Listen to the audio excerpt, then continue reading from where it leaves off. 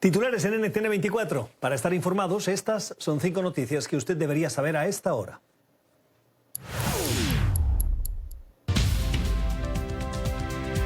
Países del G7 anuncian nuevas sanciones contra Rusia tras 15 meses de la invasión a Ucrania. Los miembros del grupo que primero anunciaron esas medidas son Estados Unidos y el Reino Unido. En las últimas horas, el primer ministro británico, Rishi Sunak, dijo que las sanciones imponen prohibiciones a la importación del aluminio, diamantes, cobre y níquel ruso para asfixiar la capacidad de Moscú de financiar su guerra.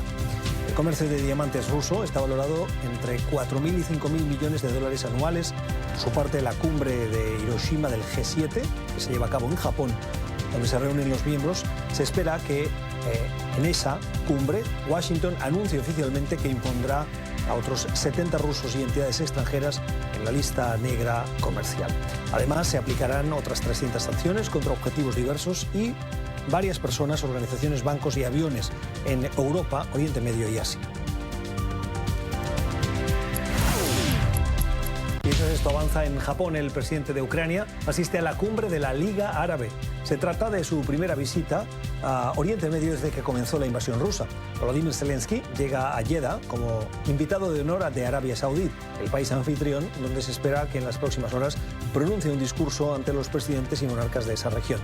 Arabia Saudí, junto a Emiratos Árabes Unidos, ha venido buscando un rol más protagónico en la mediación del conflicto entre Kiev y Moscú, participando de conversaciones para el intercambio de al menos una decena de detenidos entre ambas partes. Tras su participación en Jeddah, se espera que Zelensky vuele a Japón para participar en la cumbre del G7 en Hiroshima. Está en firme el adelanto de las elecciones de Ecuador tras el rechazo de las demandas por parte de la Corte Suprema contra la muerte cruzada.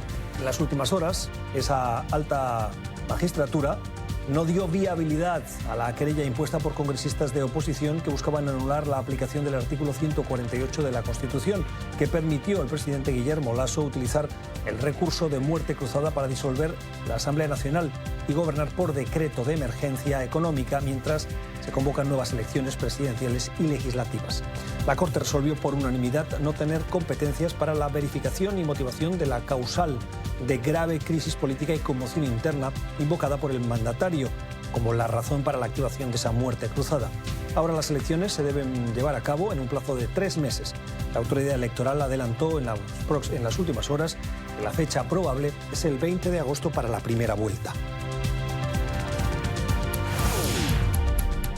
En Italia ya son 14 los muertos por graves inundaciones. Las autoridades siguen con las tareas de evacuación en la región de Emilia-Romagna, donde miles de personas en pueblos aislados han quedado atrapados en sus casas. Hasta ahora se han contado 20.000 evacuados, mientras se teme nuevas lluvias con casi todos los ríos en estado de alerta. Los bomberos han reportado que las operaciones de rescate son complejas por las numerosas averías en las redes eléctricas y de telefonía, ya que muchas personas se encuentran sin posibilidad de comunicarse, además de que decenas de carreteras están intransitables debido a los desprendimientos de tierra y al elevado nivel de las aguas. Las fuertes lluvias han durado ya más de 48 horas en una emergencia que las autoridades dicen que no tiene precedentes en los últimos 100 años.